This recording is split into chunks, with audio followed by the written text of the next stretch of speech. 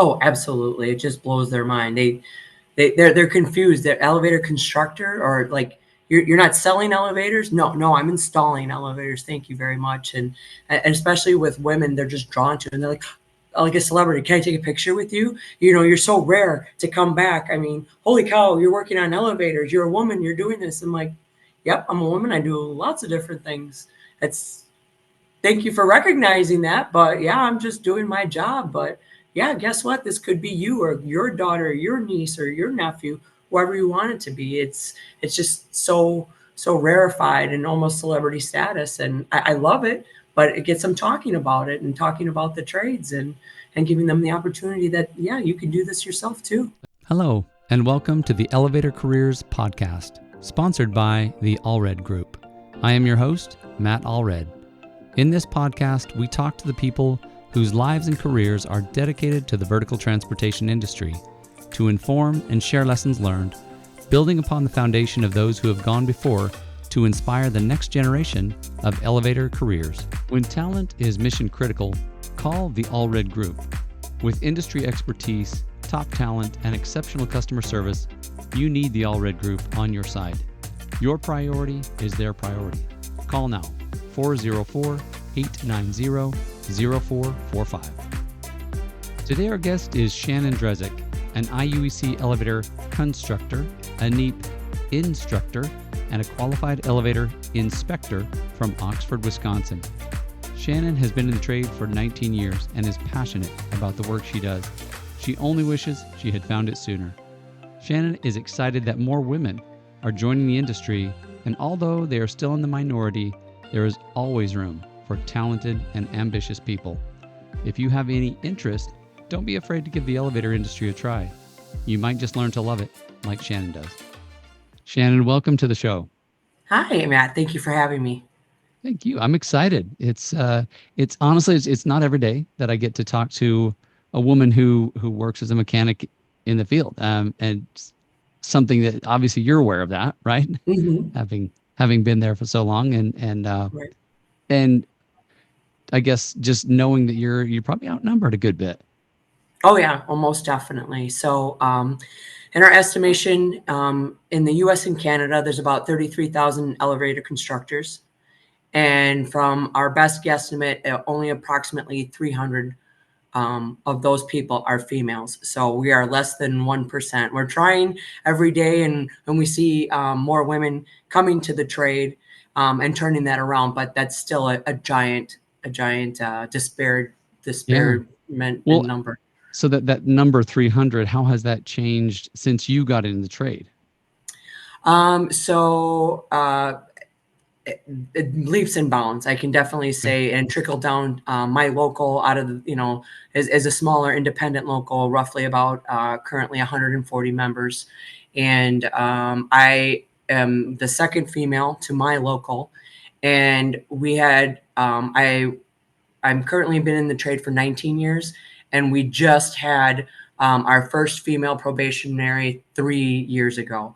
So for 16 years, I was just the other female journey worker or elevator mechanic in the trade. So it's been very tough, but I can definitely say it has taken the upward swing in the recruitment efforts that are put on by the National Elevator Industry Education Program, NEAP, and the union itself to get the word out. So to up those numbers. So I've seen we've probably grown about 40 women in the last 3 years. Wow. Across the U.S., and that's huge. So Shannon, do you ever get strange looks when people ask you what you do and you say, I'm an elevator constructor? Oh, absolutely. It just blows their mind. They're confused. They're elevator constructor, or like you're not selling elevators. No, I'm installing elevators. Thank you very much. And especially with women, they're just drawn to it. And they're like a celebrity. Can I take a picture with you? You're so rare to come back. I mean, holy cow, you're working on elevators. You're a woman. You're doing this. I'm like, yep, I'm a woman. I do lots of different things. Thank you for recognizing that. But yeah, I'm just doing my job. But yeah, guess what? This could be you or your daughter, or your niece or your nephew, whoever you want it to be. It's just so rarefied and almost celebrity status, and I love it. but it gets them talking about it and talking about the trades and giving them the opportunity that, yeah, you can do this yourself too. That's amazing. That's amazing. So yeah, celebrity status. Hey, let's take a selfie. I'll post you on my Yeah. Instagram. Elevator constructor. Yes. That's Yep. Girl power hashtag. And we try to use one as elevator constructor women, right? Is hashtag elevate her. oh Not only sweet. going Yeah. up, but Okay. it sounds like elevator, Right. but elevate her. And we use that all the time. So like, oh, that's great. And they see our clothes or things that we do for it. And everybody wants to do a rosy pose and figure with that. So we just play into it. Whatever's going to get our names out there. And my significant other drives a race car. I actually put a sticker on his car and I make them say the International Union of Elevator Constructors, the women of the elevator constructors, I love it. on a race car, advertise it. I'll put it anywhere.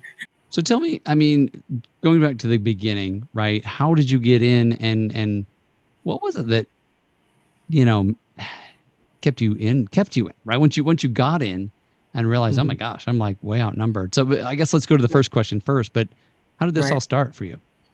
So for me, I was in the private sector. I mean, for schooling and secondary education, I'd gone to college prep high school.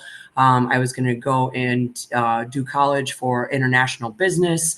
I didn't like the size of the school that I had to go to and things like that. And I just, my parents said, okay, well, if you're not going to go to school, because I didn't know what I wanted to be. It's so hard Sure. to pigeonhole yourself, to kick off the bat. If you haven't tried something, how do you know what you want? You're going to Right. dedicate 4 years and all of that money to. And so I was, working in manufacturing. They said, you're going to go to work. If you're not going to school, you're going to work. I was fine with that.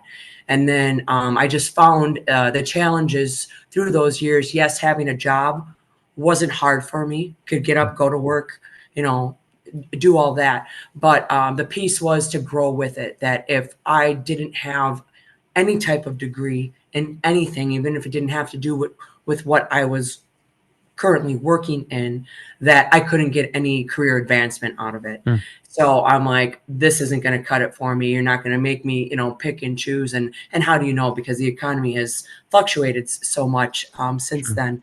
So I was actively seeking employment.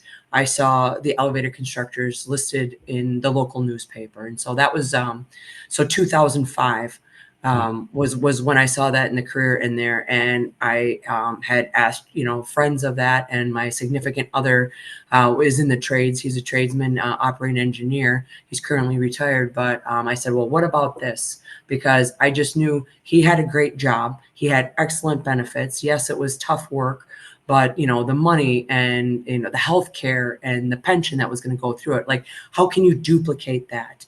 But I also knew that being with him, what if we don't work out? I didn't want to have a career that didn't reflect my capabilities, and I wanted to make a mark for myself. So I knew his trade was not going to be big enough for the two of us, come hell or high water, whether we were Sure. together or not. So I wanted something for my own. So I saw the elevator constructors. I said, what do you know about this trade?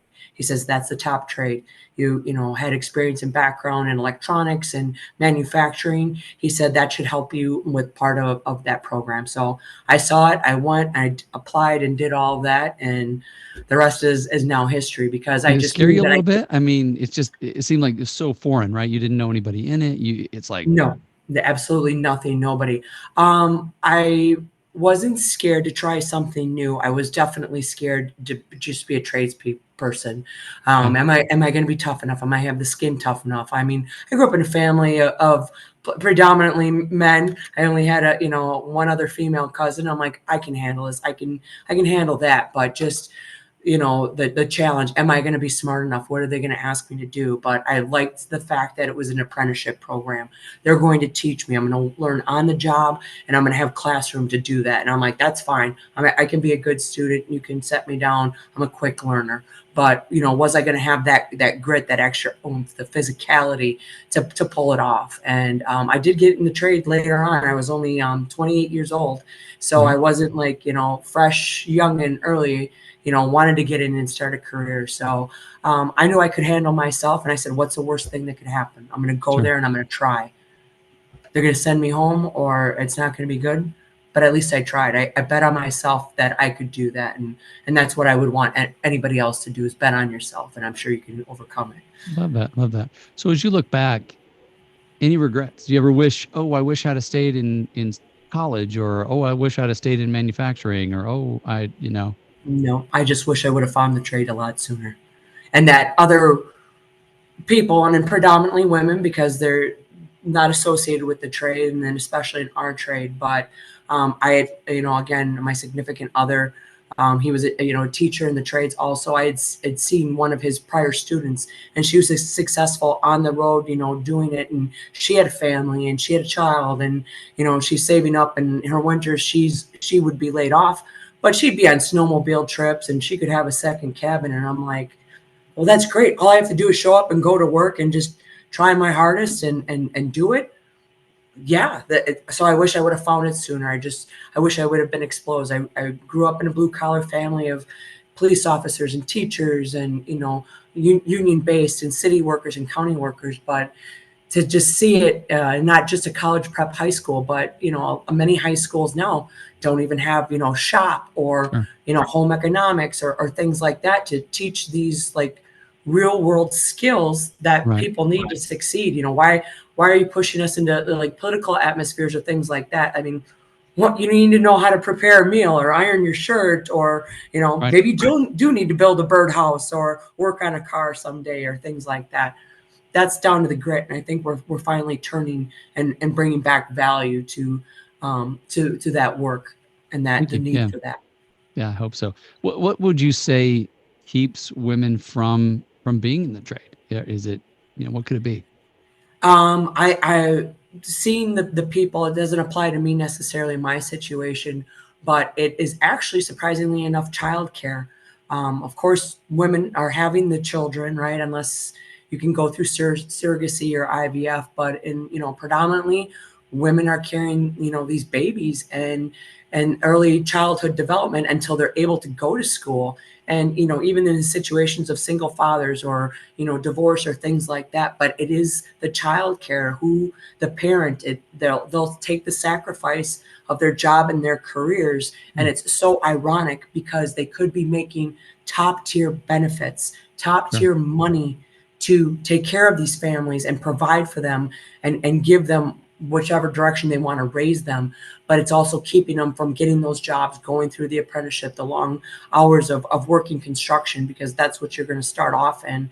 And it's finding the early child care to take care of them when they're not in school, and then of course navigating 10 or 12-hour work days. How do we get them early? How do you get to the job and work 6 to 4, 6 to 5, and out of town and things like that? So it is a big thing that's come up with our other sisters and just our members, that if they go through the life changes of planning marriages or divorces, or they're like, I'm having kids, is this going to mess up my career, my future, becoming a mechanic, or however they find it. And many of them, they're successful families of dual partners, of where the wife and the husband are both elevator constructors. I mean, Sure.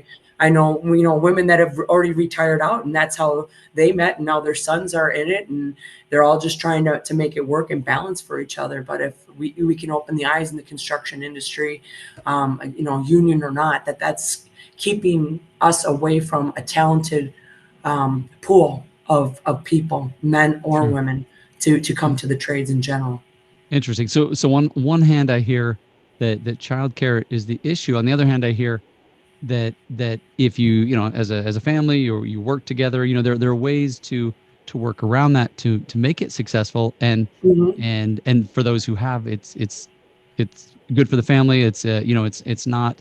I mean, obviously there are a lot of corporate jobs. I spent many years just in corporate America, right? And Sure. women have families. They have to, obviously men as well. I'm just saying that to your point, often Right. the childcare, has traditionally landed in the women's corner. And so Mm-hmm. there has to be a ways to work through that. And Mm-hmm. so maybe what I'm hearing you say is, yes, this can be an issue. Yes, it can be worked through. And maybe it's perception as much as anything that says, okay, I can't do that because of childcare, but just, I guess, Mm-hmm. expanding people's awareness that no, this can be done, and this is Right. how it's been done, and here are some examples of people doing it. So Right. that's kind of what I'm gathering from what you're saying. Yeah, yeah, definitely. Many people have said, "Oh, is it, the physicality of the work, or the education, or not the knowledge?" Right? And I'll say to that, I mean, you can learn anything with the right teacher. Not everybody's Sure. a teacher, maybe, and people learn different ways. But the trades is definitely the way to go. That I wouldn't say that you never really necessarily know if you are mechanically minded or electrically minded unless you try it. There's no litmus test really to do that otherwise in our testing procedures. So people had said, is that what's keeping women out, or people disinterested in the trade and not doing it? And I think surprisingly enough, no, it's not. I would definitely say it's other priorities that are taking them away from not choosing these careers, because you go out there, they can see you working. And I've had men or women, hey, that's great, I would love to do that, but this family situation and this has it that keeps me from the work schedule, which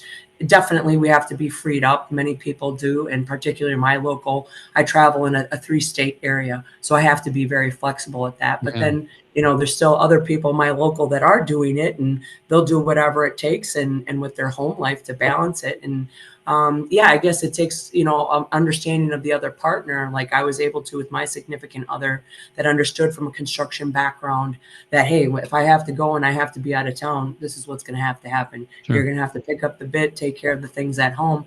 But I think that's, with anybody, whether you're working with a doctor that's on call, a first responder that's going to have to leave in the middle of the night and things like that. When we're taking elevator calls, I think that's just going to be in any relationship, is to find the other person that's going to understand your work and, again, weigh out the balances of that. If your absence for that paycheck is going to be worth what your goals are as a family or as a couple.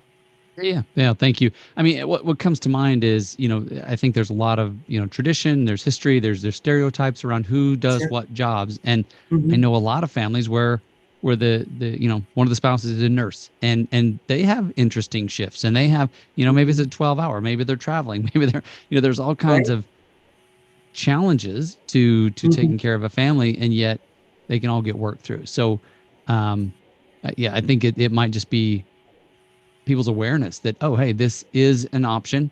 And certainly if someone has those skills, I know that, you know technical and electrical competence does not run on gender lines, right? It's just, Correct. some guys don't do it, some do, some women, it just depends. Exactly. But I think getting the message out there. So I'm curious, what are some things that you do, maybe your local or your involvement with NEAP, to get that message out? Because it sounds like it's maybe a little slower than certain others to just to get out to the public. It is. It is. We all try to do wherever we can with our time. It's definitely public engagement, and I think it's already too late if we're just trying to hit even the high school level, or just say like say Skills USA, or the STEM programs that are happening now in the high schools and things like that, or just going to technical colleges, or just doing a job fair. I think for us to really stand out and the interest, you have to almost hit them in like a grade school or a middle school aspect, and still get to people or kids with the imaginations, right? Because they still haven't gotten to the confines. If they still want to be an astronaut or a ballerina or things like that, you still need that creativity to find that outlet, right? Or a race car driver, things like that, and kind of steer that, working with your hands or trying that. Even artists, right? Because almost like architecture or anything else that's going in our trade. You're going to have to be able to walk into a room and kind of see a bigger picture and imagine. And you should already, by the time you get into the trade, like in journeyed out, you can already see where, the challenges are going to be, what you're going to have to overcome, possibly what you need. So you need that creativity. And it's Interesting. really hard. And it kind of I think gets taken away from any of our jobs or going forward. A lot of that creativity and AI is coming out with that, besides the physicality. So it's great to get that, and I think we're getting to those people. But I mean, it's just any opportunity working, with again, high school career fairs, or just the interest doing a Zoom communication call, and maybe sending out some tape measures, because Mhm. grade school they're learning fractions. So hey, guess what? We're a job where you use those fractions. It's on a tape measure, right? And you give that, and it helps them learn those things, and Sure. bringing out the awareness. So we have people let us know, but just career fairs that are out there. I try to look for anything different, hook up with the local urban league, or another big thing that we're trying to tap into is for the indigenous groups, right? So Okay. we have tribal that you can work. They have, actual tribal centers to help pair them up to get people that maybe are only exposed to reservation life, or unfortunately limited to casinos, or things like that, America has set aside for them. Well, we need to go to them and see where the talent and skill, and it's just mind blowing when you come up to those people and be like, hey, did you ever think about it? Money's always going to be attractive to anybody, and I can always Sure. walk in and say, hey, you want to come work for the highest paid trade?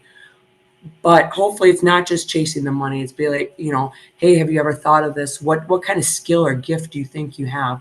And it's transferable, whether they're already into a trade that you're seeing an electrician on a job site, or a plumber, and be like, hey, do you want to do that for the rest of your life? Or do you see what I'm doing over here? And, potentially, talking about skills and wages and things like that. And people come up and ask you. So, wearing your clothes, or be seen, and things like that, wherever we can, job fairs, career fairs, just anywhere that to take the time and do that. And in our recruitment efforts, we'll send letters out, but I think we really need to maximize in person and people seeing that, because I know when I saw it advertised in the newspaper, and just like anybody else is going to see a piece of paper that's going to come by, they're really not going to associate it with the work. So if they see you doing that and putting those out, I mean, I think we need to do more commercials out there, and There you go. whatever Yeah. we can to bring the awareness. And your podcast has been great for that. I appreciate Oh, thank you.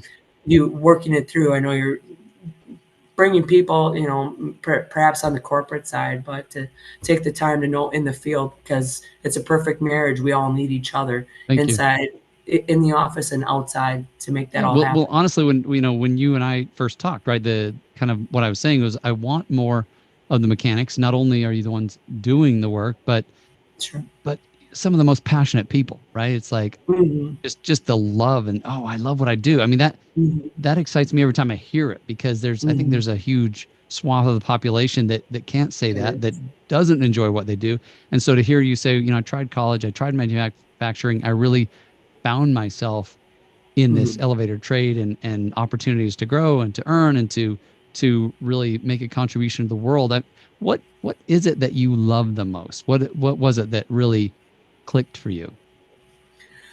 I like the variety. It's not just going to one place every single day. It's not just you're going to be doing this. It's the whole variety of the tasks, and the awareness and working, and then definitely the teamwork that's involved, right? And that you really get to showcase and bring your thoughts and your talent, and seeing it come to fruition. And it's going up there. It's like, hey, I did that. Stand back. And now it's going to be there until either they modernize this equipment, or they just tear this whole building down and something new goes in. But to walk away and like, I did that, like planting a tree, or, I don't have children, perhaps having a child, is to see that something there that you can go back and revisit and see that.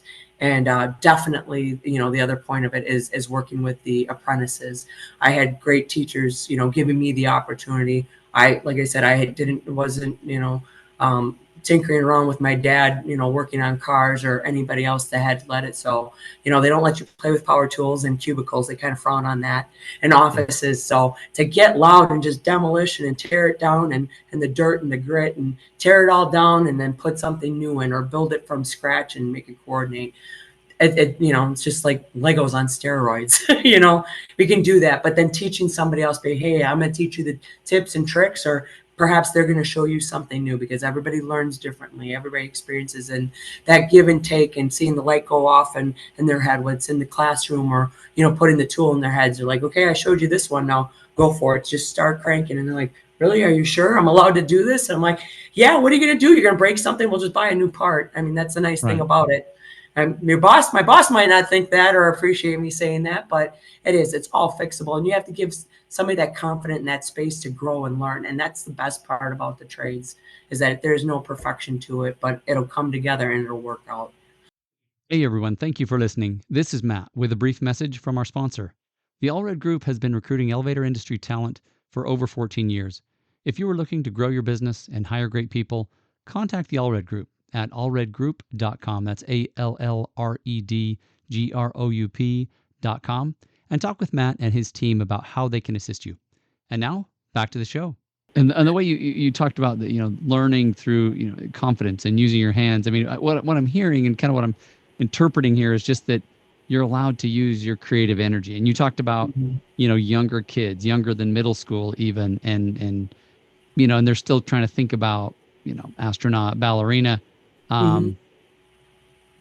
I find that fascinating that yeah, maybe as we get, far along enough in world culture, it's like, oh no, you need to fit into this mold. But Right. when they're young enough to not have been tainted, if you will, by the Mm-hmm. stereotypes and Mm-hmm. oh, I need to please so and so, Sure. they can be a little more creative. And it almost sounds Mm-hmm.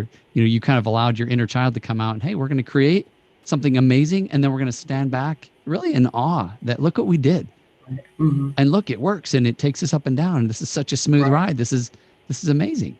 Right. Yeah. And that was definitely the draw to this, was that, there's market has many electricians and many plumbers and carpenters, but you get down to it, I mean, depending upon the size of the building, it might just be two people putting in an elevator. And I was like, Yeah. holy cow. And I'm the other person, and we're going to do all of this. Yep, we're going to make it work. And that's been the best part, is that, and it is a well kept secret because of that. You don't need a lot of people to do it, just Right. the time and the material to do it, and the right tools. And that's been the greatest thing, is that it's not like you're just putting 100 people on it and you don't know what part you did or anything else. I mean, Mm-hmm. we need you to show up. We need you to do your part, be thinking, actively engaged, thinking safety, looking out for your safety, for each other's safety, and the proper tools, and get that flow. So yeah, it's amazing to be able to do that with such lower overhead per se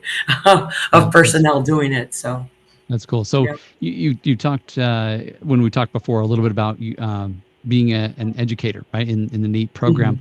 How did Mhm. you kind of get into that, to teaching classes and training? And I just kept on asking and asking, because I had the passion for it, and I thought I would take the time to explain, and do a temperature check. Did that make sense, or anything else, and get the feedback of, just like when I was working on the job, and people say, hey, thanks, you have the patience for it, or you explained it to me a different way than another mechanic did at one time.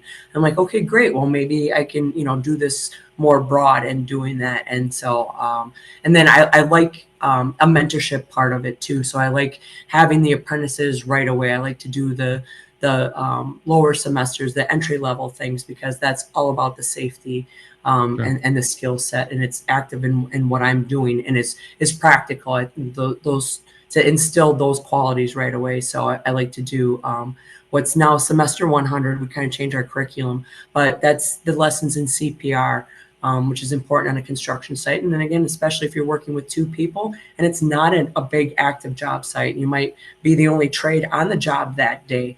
But the reliance that, your teamwork, you need to rely on each other in case of emergencies, have somebody minded that way. Building scaffolding, which is kind of a dying art with the technology that's going on. But if you're going to do a repair or something, it might come up. So you need to be able to do that safely. But it's earning those degrees. And then, of course, OSHA. I'm passionate about OSHA. I try to do that because out in the community, and some of our pre-apprenticeship programs that some of the states can put on, and I participate with one in our state.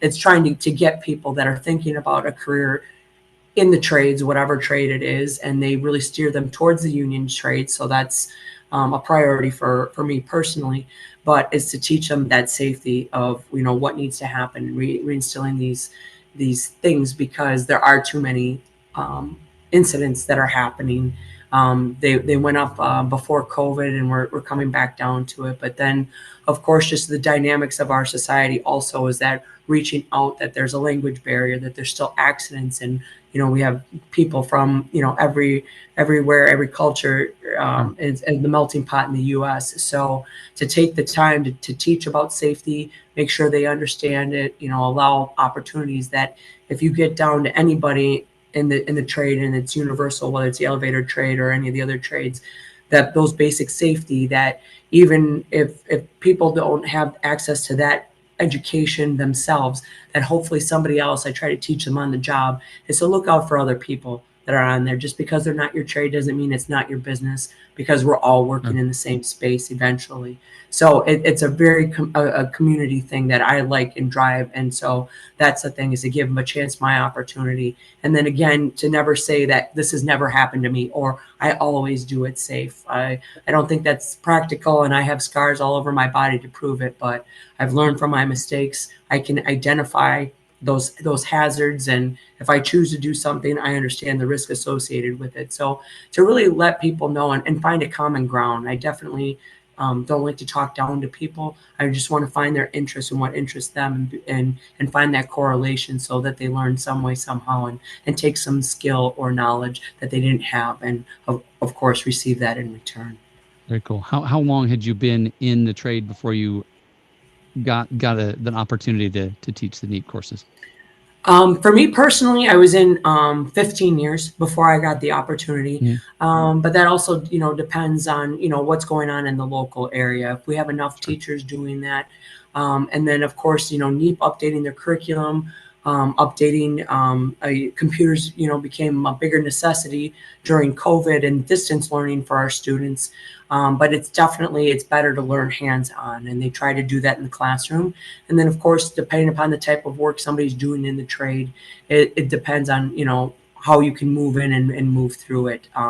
But a phenomenal training facility. All the instructors are, taken out to Rhode Island to do that top notch. So it's consistent as you can be, because everybody's different. Everybody picked up a key, thing that their interests are passionate about. And that's the great part, but it all comes together, and all that access. But I could, still jump on a computer program that if I need to fill in, for a class that needs to do distance learning, I could still be talking to a group in Texas in my time zone, or if I had to pick it up. So it's great. Again, it's cool. Not the same thing all the time. There's variety, and I thrive on variety.